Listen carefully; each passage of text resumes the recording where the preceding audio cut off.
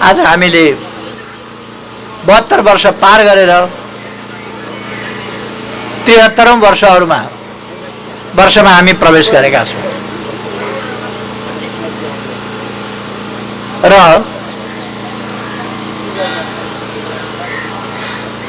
यति बेला म हाम्रा सबै कमरेडहरूलाई हार्दिक बधाई भन्न चाहन्छु कि हामीले गौरवपूर्ण 72 वर्षहरू पार गरेका छौँ, सफलताका 72 वर्षहरू पार गरेका छौँ, आशा जगाउने 72 वर्षहरू पार गरेका छौँ र हाम्रा बलिदान, दुःख कष्ट र पसिनाहरूका उपलब्धिहरू नेपाली जनताले प्राप्त गर्दै गएका 72 वर्षहरू पार गरेका छौँ। आगामी दिन मार्क्सवादी दर्शन, मार्क्सवादी लेनिनवादी सामाजिक परिवर्तनको सिद्धान्त र सामाजिक न्याय र समानता सहितको समृद्धिको उद्देश्य बोकेर हामी सामाजिक न्याय सहितको समृद्धि,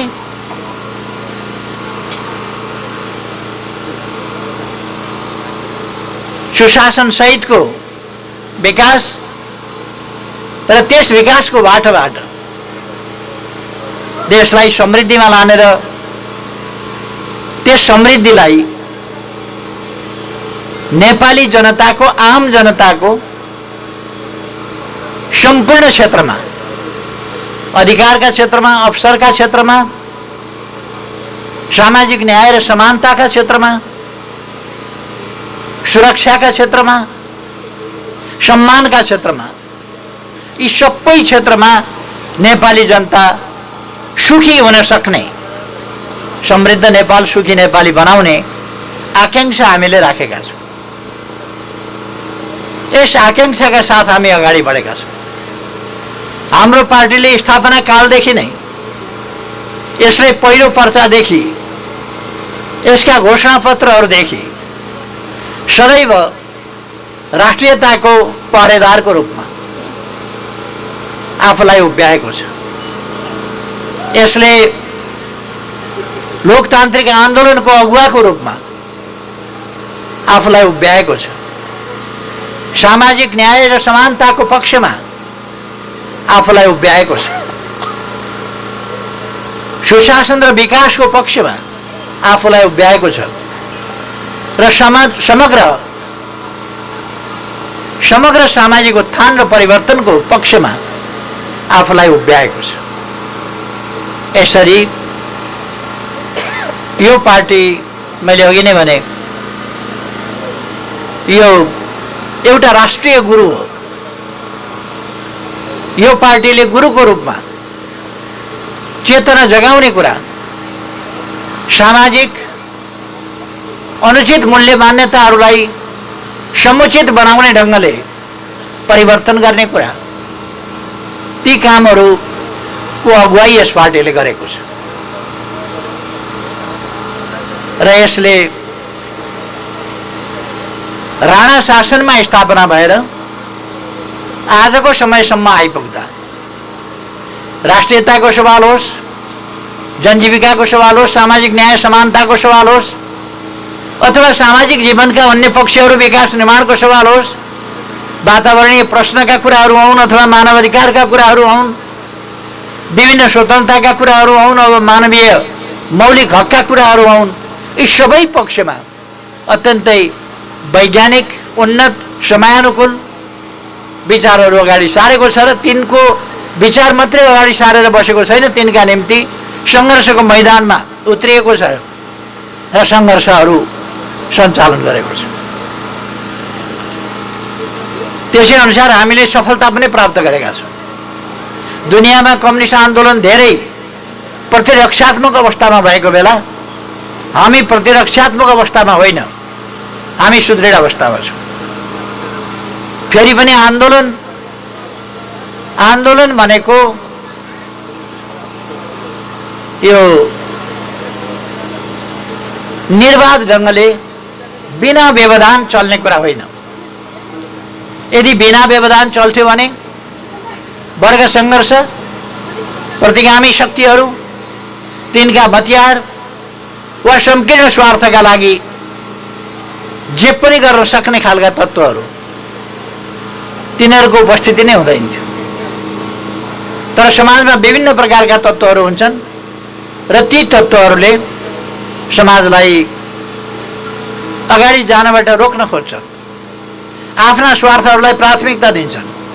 आफ्ना स्वार्थ पुरा भएन भने अनेक प्रकारका हत्तो थाप्छन्, अनेक प्रकारका आरोप लगाउँछन् र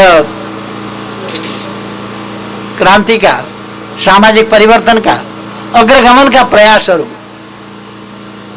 का चक्काहरू गुड्न नदिनका लागि सम्भावना आउँछ।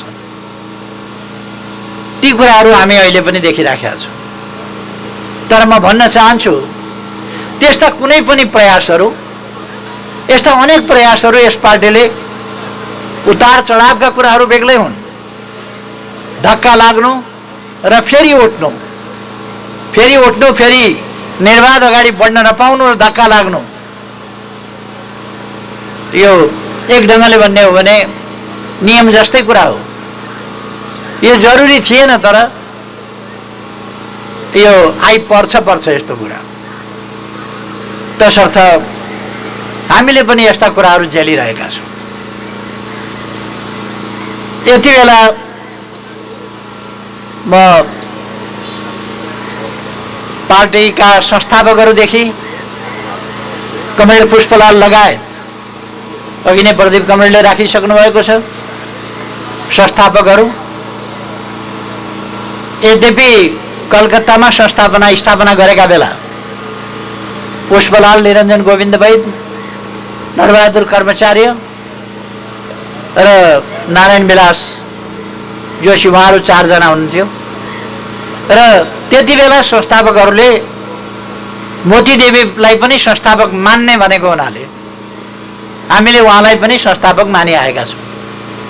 यद्यपि उहाँ स्थापना गर्दा कलकत्तामा हुनुहुन्न थियो, तर पनि त्यति बेलै संस्थापकहरूले मानिआएको हुनाले हामीले मान्ने गरेका छौँ। त्यो एउटा इतिहास भइसक्यो र त्यसलाई हामीले उलटफेर गरिरहनु पर्ने केही आवश्यकता छैन। म सबैप्रति आदरभाव, सम्मान, श्रद्धासुमन अर्पण गर्न चाहन्छु।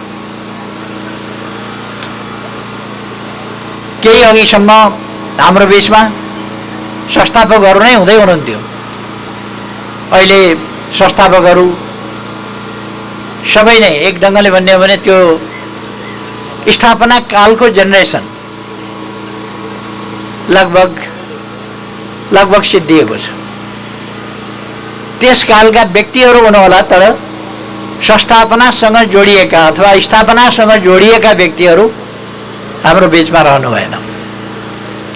म उहाँहरू सबैलाई सिँगै पार्टीको तर्फबाट श्रद्धासुमन अर्पण गर्न चाहन्छु। आज अर्को पनि सन्दर्भ परेको छ। हामीले हाम्रो पार्टीको केन्द्रीय कार्यालय भवन 72 सालको भूकम्पले यसलाई ध्वस्त बनाएको थियो। यही ठाउँ हो, हामी अलिअलि जगहरुको भग्नावशेषहरू थोरै तिनो देख्न सक्छौं।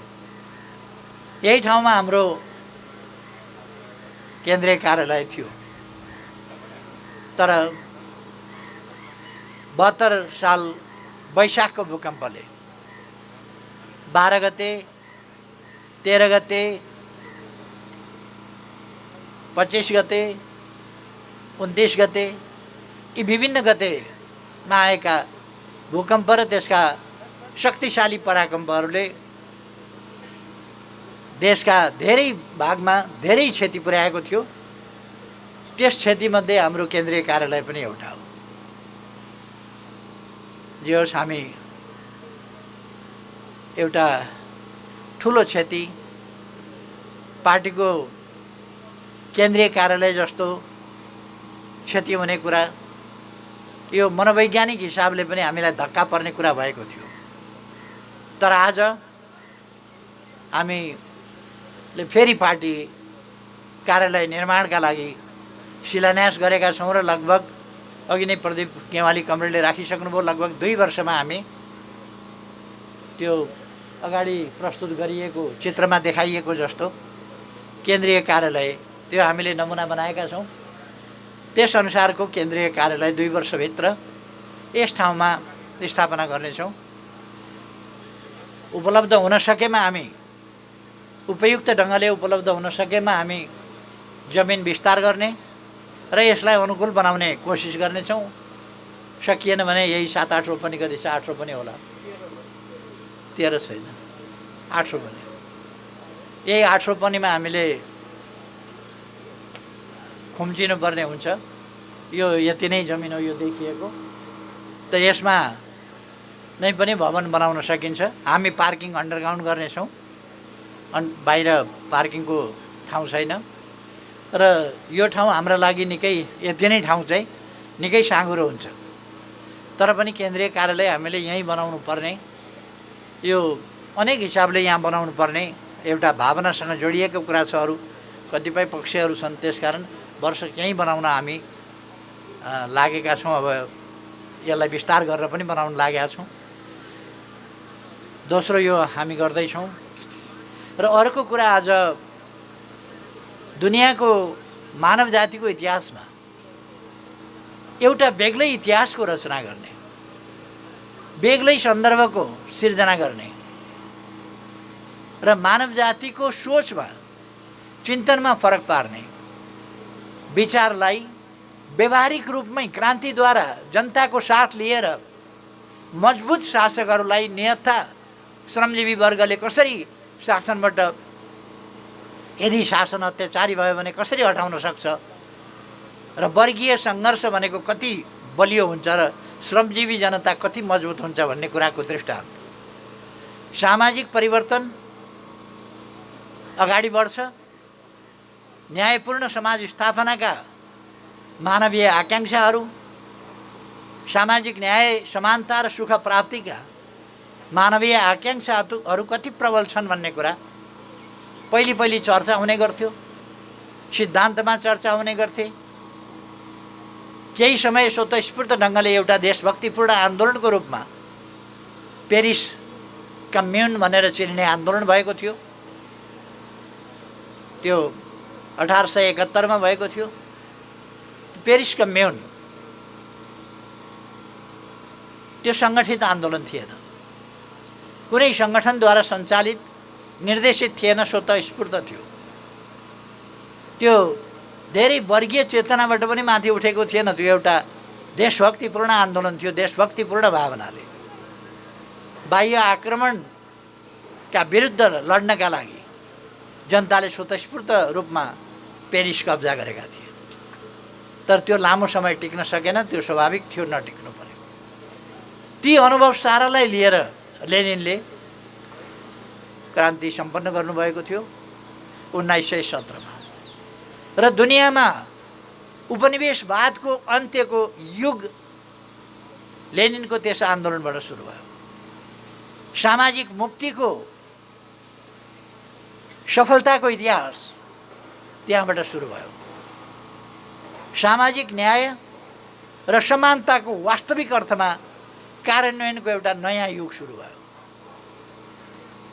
महिलाहरूले मताधिकार प्राप्त गर्नेदेखि लिएर सामाजिक समानताका सम्पूर्ण पक्षहरूमा एउटा नयाँ उद्घोष त्यहाँबाट सुरु भयो।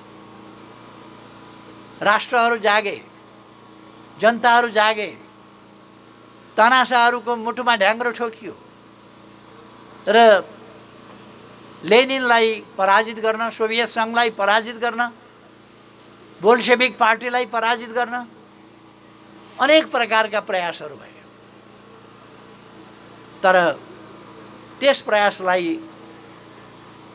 जनताले पराजित गरे, सोभियत सत्ताले पराजित गर्दै गयो। अन्तर्राष्ट्रिय रूपमा भएको संयुक्त आक्रमण त्यसलाई पराजित गरियो। त्यसको असरले विभिन्न देशहरूमा सामाजिक मुक्तिका आन्दोलन र त्यसै गरेर उपनिवेशवाद बाट देशहरूलाई मुक्त गर्ने, साम्राज्यवादलाई पछाडि हटाउने अभियानहरू चले र एउटा नयाँ युगको प्रारम्भ भयो। यद्यपि 1990 पुग्दा 91 सम्म पुग्दा सोभियत सङ्घ ढलो, पूर्वी युरोप भत्कियो, तर त्यसले पारेका असरहरू भत्किएन। त्यसले एउटा नयाँ चेतनाको बिउ रोप्यो। आज पुँजीवादी देशहरूमा पनि हिजोको जस्तो पुँजीवाद कायम गर्न सकेको छैन। पुँजीवादी देशमा पनि समाजवादका मान्यताहरू अक्टोबर क्रान्तिले हरेक समाजमा, हरेक ठाउँमा समाजवादका, सामाजिक न्याय र समानताका ती अवधारणाहरूलाई, ती मागहरूलाई, ती चेतनाहरूलाई घोषायो र त्यसले आन्दोलित गर्यो र कुनै पनि प्रतिक्रियावादी शासकले पनि आफ्नो अस्तित्व जोगाउनु पर्ने छ भने अस्तित्व जोगाउनका लागि पनि रिफर्महरू गर्न पर्यो र त्यो रिफर्म अवश्य नै जनताको पक्षमा, हरेक सुधार जनताको पक्षमा हुनैपर्छ। हरेक सुधार जनताको पक्षमा जानै पर्छ, नत्र भने जनताको विद्रोह उठ्न सक्छ। त्यसलाई रोक्न, त्यसलाई अल्मल्याउनका लागि पनि प्रतिक्रियावादी शक्तिहरूले त्यो गर्छन्। त्यसै कारण आज पुँजीवादी जगत पनि हिजोको जस्तो छैन। समाजवादका आधारहरू, मूल्य मान्यताहरू, थुप्रै मूल्य मान्यताहरू पुँजीवादले अङ्गीकार गरेर अपनाउनु परेको छ र कार्यान्वयन गर्नु परेको छ। यो अक्टोबर क्रान्तिकै दिन हो। त्यसपछि भएका चीनका, भियतनामका, इन्डोचीनका, क्युबाका, दुनियाँका विभिन्न भागका विभिन्न प्रकारका आन्दोलनहरू, जसले दुनियाँको चेतनामा कति समाज परिवर्तन भयो, कति राज्य सत्तामा परिवर्तन भयो, त्योभन्दा बढी राज्य सत्तामा परिवर्तनभन्दा बढी सामाजिक परिवर्तन चाहिँ, भित्रभित्रै सामाजिक परिवर्तन चाहिँ ठुला परिवर्तनहरू भए। यसरी विश्वमा एउटा नयाँ युगको, सर्वथा नयाँ युगको, सामाजिक न्याय र समानता भनेको अपरिहार्य छ भन्ने युगको सुरुवात भयो। त्यसले आज हामी संयुक्त राष्ट्र सङ्घको बडापत्र हेर्न सक्छौँ। संयुक्त राष्ट्र सङ्घका बडापत्रमा सामाजिक न्याय र समानताका कम्युनिस्टहरूले भन्ने गरेका, मार्क्सले, एङ्गल्सले वा लेनिनले भन्ने गरेका सामाजिक न्याय र समानताका थुप्रै पक्षहरू त्यसमा झन्डै भन्ने भने सम्पूर्ण हिसाबले चाहिँ बेष्टित भएको स्थिति छ। त्यसकारण आज जुनसुकै देशका मान्छेहरू पनि, कुनै पनि मान्यताका मान्छे हुन्, आज असमानताको, रङ्गभेदको, वर्गभेदको वकालत गर्न सक्दैन। त्यसर्थ त्यो एउटा ठुलो परिवर्तन थियो। त्यस्तो परिवर्तनको अगुवाई गर्ने, त्यस्तो परिवर्तनको नेतृत्व गर्ने लेनिनको यो 151 जति हो क्या, 151 जन्म जयन्ती पनि आज परेको छ र यस अवसरमा म महान लेनिनप्रति श्रद्धासुमन अर्पण गर्न चाहन्छु। उहाँका योगदानहरूको कदर र सम्मान गर्न चाहन्छु। हामी उहाँले देखाएका सामाजिक न्याय, समानताका र महान पवित्र उद्देश्यहरू सफल हुन सक्छन्। पवित्र उद्देश्य जनतालाई साथ लिएर साकार पार्ने हो, जनतालाई सचेत बनाउने, सङ्गठित गर्ने र साकार पार्ने हो पवित्र उद्देश्यहरू। त्यो कुरामा हामी विश्वास गर्छौँ र त्यस बाटोमा दृढताका साथ अगाडि बढ्छौँ। हाम्रो पार्टी स्थापनाको सन्दर्भमा पनि हाम्रा अग्रजहरूले राणा शासनको अन्धकार युगमा कहीँ कतै केही सङ्गठन नभएको बेला, त्यस्तो बेलामा थोरै मान्छेले सङ्गठन गरेर यो देशमा न्यायोचित शासन प्रणाली, व्यवस्था र सामाजिक प्रबन्ध ल्याउँछौँ भनेर जुन उद्घोष गर्नुभयो र त्यसअनुसारको प्रयासका लागि पार्टी स्थापना गर्नुभयो। यो असाधारण कुरा थियो, असाधारण दूरदर्शी थियो, असाधारण दूरदर्शिता। यसलाई म सिँगै पार्टीको तर्फबाट, आजको जेनेरेसनको तर्फबाट उहाँहरूको यस दूरदर्शितालाई सम्मान गर्न चाहन्छु, प्रशंसा गर्न चाहन्छु र उहाँहरूले अगाडि सार्नुभएका आदर्श उद्देश्यहरूप्रति हामी अनवरत अगाडि बढ्ने कुराको प्रतिबद्धता दोहोऱ्याउन चाहन्छु। म हाम्रो पार्टीका तमाम कार्यकर्ता साथीहरूलाई, कठिनाइहरू छन् अलिकति, आज विभिन्न प्रकारका शक्तिहरू हाम्रा विरुद्ध हामीलाई हाम्रो चरित्र हत्या गर्ने, अपमान गर्ने, यस पार्टीलाई अलोकप्रिय बनाउने प्रयास गर्ने, यी सबै कुराहरूमा लागेका छन्। हामीले देखेका छौँ। हामीले बडो मेहनतका साथ पार्टीलाई एकजुट बनाएका थियौँ। पार्टीलाई एकजुट बनाएर लगभग 2/3 स्थितिमा आजको विश्व परिस्थितिमा चुनावको माध्यमबाट 2/3 लगभग स्थितिमा हामी 64% अवस्थामा छौँ। 66% लगभग भए 2/3 पुग्छ। 2% मात्रै हामी 2/3 नपुगेको। यस्तो अन्तर्राष्ट्रिय परिस्थितिमा, यस्तो तनावग्रस्त स्थितिमा र यति धेरै जटिलताहरू भएको, कतै हिंसा छ, कतै पृथकतावाद छ, कतै के छ, यस्तो स्थितिमा हामीले अनेक प्रकारका प्रतिक्रियावादी शक्तिहरू, सलबलाइरहेका प्रतिगामी शक्तिहरूले इच्छा अझै नछोडेका यस्ता परिस्थितिमा कम्युनिस्टको झन्डा उठाएर कम्युनिस्टकै नाउँमा हामी लगभग 2/3 स्थितिमा पुगेका थियौँ।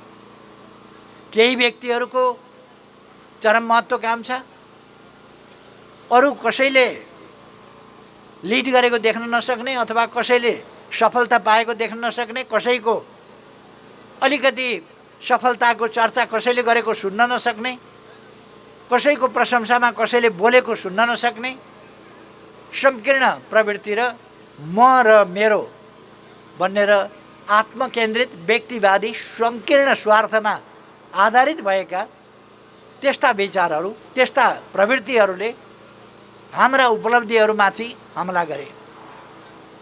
त्यो सङ्गठित हमलाको सिलसिलामा हामीलाई थाहा छ, त्यो सङ्गठित हमलाको सिलसिला कति निर्मम थियो। शासनमा यदि भएका भए के गर्थे होला? शासनमा नहुँदा पनि म 56 वर्ष अगाडिदेखि कम्युनिस्ट आन्दोलनमा लागेको छु। 50 वर्ष अगाडि एउटा नयाँ आन्दोलन सुरु गरेर जति बेला आन्दोलन विभाजित थियो त्यस बेलादेखि लागेको छु। तर म माथिबाट हमला सुरु भयो।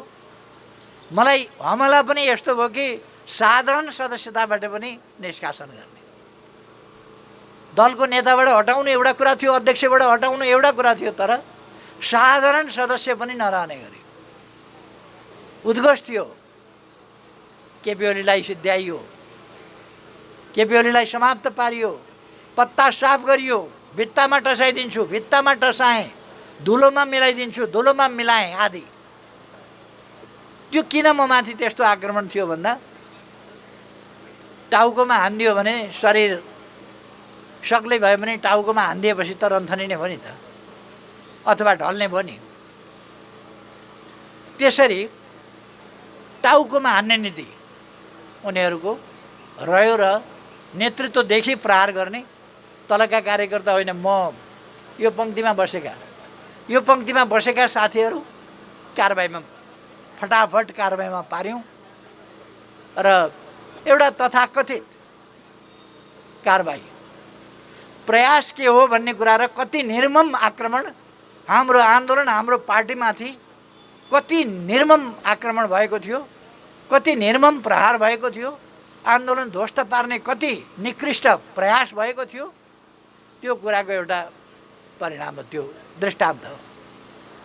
त्यस्तो परिस्थितिलाई पार गरेर हामी आएका छौँ। हाम्रो पार्टीलाई अनुचित ढङ्गले कब्जा गर्ने, पार्टी कब्जा गर्ने, आन्दोलन ध्वस्त पार्ने, हामीहरूलाई त माटामै मिलाइदिने भन्ने उनीहरूको थियो। यस प्रकारले क्रियाकलापहरू गर्ने अहिले पनि चलिराखेका छन्। पार्टीकै नाउँमा पार्टीभित्रबाट कहीँ फ्लोर क्रस गर्ने। नेपालको संसदीय आन्दोलन, लोकतान्त्रिक आन्दोलन र संसदीय इतिहासमा यति साह्रो अराजक यस्तो दृश्य कहीँ कहिल्यै पनि देखिएको छैन। बरु अलग भएका छन्। पार्टीभित्रै बस्ने, अनुशासनहीन काम गर्ने, फ्लोर क्रस गर्ने र गर्व गर्ने, त्यसमा फ्लोर क्रस गरेर कम्युनिस्ट पार्टीलाई कमजोर पारेकोमा गर्व गर्ने, यस प्रकारका प्रवृत्तिहरू हामीले देखेका छौँ। त यस्ता प्रवृत्तिहरूका विरुद्ध हामी जुधिरहेका छौँ र हाम्रो पार्टी मजबुत छ। हाम्रो पार्टीले, हामीले प्रतिनिधि सभा विघटन गरेका थियौँ। परिस्थितिवश प्रतिनिधि सभा पुनर्स्थापना भएको छ, केही छैन त्यसले। हामीलाई पार्टी विहीन बनाउने अवस्थामा लान खोजिएको थियो, त्यसलाई हामीले असफल पारेका छौँ र आन्दोलन फेरि हामी सफलतापूर्वक अगाडि बढेका छौँ, जितका साथ अगाडि बढेका छौँ, अगाडि बढ्नेछौँ। म कमरेडहरूलाई विश्वास दिलाउन चाहन्छु, कुनै प्रकारले पनि निराश हुनुपर्ने अवस्था छैन। तपाईँहरूलाई थाहा छ, उनीहरूले सडकबाट हामीलाई विभिन्न ढङ्गले कारवाही गरेर निकाल्यौँ, हटायौँ भनेर तमासा गरेका हुन्, नगरा पिटाएका हुन् हाम्रा विरुद्ध। हामी आन्दोलनबाट पाखा लगायौँ भनेर हाम्रा विरुद्ध भएको थियो। तर यति उपद्रव गर्दा पनि, अर्को पार्टी देशभरि खोलेर हिँड्दा पनि अहिलेसम्म हामी कारबाही नगरेर सम्झाइ बुझाइ गर्ने प्रयास गरिरहेका छौँ। अहिले पनि हाम्रो प्रयास सम्झाइ बुझाइ गर्नेमा छ। अहिले पनि हाम्रो प्रयास सम्झाउनेमा छ, सच्याउनमा छ। अहिले पनि हाम्रो प्रयास भरसक पार्टीमा क्षति नहोस् भन्ने कुरामा छ। तर पार्टी जे पनि गर्न पाइने, अराजकता पनि हुने, अनुशासनहीनता पनि चल्ने, यस्तो खालको ठाउँ चाहिँ होइन। पार्टी अनुशासित बनाउनुपर्छ। हामीले अनुशासनहीनतासँग हामी सम्झौता गर्न सक्दैनौँ, अराजकतासँग हामी सम्झौता गर्न सक्दैनौँ। हामी अनुशासनहीनता, अराजकता, पार्टी विरोधी गतिविधि, गुटगत गतिविधिलाई अब कुनै पनि हालतमा मान्यता दिन सक्दैनौँ। त्यसकारण मैले भनेको छु, व्यक्तिगत तवरमा कुराकानी हुन सक्छ, व्यक्तिगत तवरमा कुरा गर्ने, व्यक्तिगत तवरमा सच्याउने, व्यक्तिगत तवरमा जिम्मेवारी दिने कुरा हुन सक्छ। समूहगत रूपमा पार्टीभित्र गुट बनाउने अनि मेरो गुटको यति भाग भन्ने, यस्ता भागभण्डाहरू अब उपरान्त पार्टीमा चल्दैन। हामीले धेरै अनुभवले देख्यौँ, धेरै अनुभव हामीले देख्यौँ कि त्यस्तो भयो भने के हुन्छ। पार्टी भित्रभित्र यस्तो खोक्रो हुन्छ, यति खोक्रो हुन्छ पार्टी, टगपुहार भन्ने हामीले देखेका छौँ। डोरी तानातान, यता पनि त्यति नै मान्छे, यता पनि त्यति नै मान्छे गरेपछि एउटा डोरी तानातान हुन्छ, चुडिएला कतै पनि जाँदैन। किनभने बराबरी मान्छेले तानेको छ। त्यो डोरी एकैतिर तान्ने हो भने त एकैजना मान्छेले डोरी गुर्र लिएर कुद्छ नि। कहिले कहिले के हुँदो रहेछ, सयौँभन्दा हजारौँभन्दा एकैजना पनि ठिक छ भने त्यसले तान्न सक्दो रहेछ। तर दुईतिरबाट तान्यो भने कतै पनि जाँदो रहेछ। दुईतिरबाट तान्ने होइन। पार्टी एकतिर तान्नुपर्छ, एकतिर हाँक्नुपर्छ, एकतिर अगाडि बढाउनुपर्छ। त्यस ढङ्गले पार्टीलाई एक ढिक्का बनाएर, एकताबद्ध ढङ्गले, अनुशासित ढङ्गले, सही विचारमा आधारित सुदृढ सङ्गठन, व्यापक सङ्गठन, अनुशासित सङ्गठन र गतिशील सङ्गठन हाम्रो नारा हो। सङ्गठन सुदृढ हुनु पर्यो, सङ्गठन अनुशासित हुनु पर्यो। सुदृढ नभएको, भाँडभैलो भएको, अनुशासनहीन सङ्गठनले केही पनि गर्न सक्दैन। विगत 3 वर्ष एकीकरण त हामीले गऱ्यौँ, तर सङ्गठन चलिराखेको थिएन। सङ्गठन चलिराखेको थिएन। कोही सङ्गठन बनेकै थिएनन्। प्रदेश नम्बर 2 मा त कमिटीहरू नै बन्न सकेनन्। बनेका ठाउँमा शपथ ग्रहण भएन। त्यसो भएर त्यस स्थितिलाई अब अन्त्य गरिएको छ र हामी सकेसम्म साथीहरूलाई हरेकलाई हामी गल्ती महसुस गर, अराजकता छोड, अनुशासित भएर पार्टीमा आएर काम गर। त्यो अवसर अहिले पनि दिन चाहिरहेका छौँ। अहिले पनि हामी कुरा गरिरहेका छौँ। तर यसलाई यदि कसैले कमजोरी ठान्यो भने, यदि कसैले अब पार्टीलाई फेरि बिथोल्न सकिन्छ, बिथोल्ने मनसायले व्यवहार गर्न खोज्छ भने अथवा समूहगत रूपमा गुटको प्रतिनिधित्व गर्दै कसैले कुरा गर्न खोज्छ भने त्यो कुरा सम्भव छैन। हामी एउटा नयाँ गतिका साथ, हाम्रो अगाडि नयाँ अभिवारा छ, नयाँ कार्यभार छ, त्यो पुरा गर्न नयाँ सङ्कल्प, नयाँ गतिका साथ हामी अगाडि बढ्दैछौँ। त्यसै अनुसार तयारी रहन म सम्पूर्ण नेता कार्यकर्ता कमरेडहरूलाई हार्दिक आग्रह गर्न चाहन्छु र आम नेपाली दाजुभाइ दिदीबहिनीहरूमा, जनसमुदायमा म के आग्रह गर्न चाहन्छु भने यस पार्टीले आफ्नो कर्तव्य बिर्सिँदैन, आफ्नो कामको अभिभारा बिर्सिँदैन। समृद्ध नेपाल, सुखी नेपाली बनाउने आफ्नो राष्ट्रिय आकाङ्क्षा, आफूले निर्धारण गरेको राष्ट्रिय आकाङ्क्षा र परिपूर्ण लोकतन्त्र, त्यही हो समाजवाद उन्मुख भनेको। त्यही हो समाजवाद भनेको, परिपूर्ण लोकतन्त्र। समाजवाद उन्मुख हुँदै हामी समाजवादमा पुग्नेछौँ, त्यही हो परिपूर्ण लोकतन्त्र।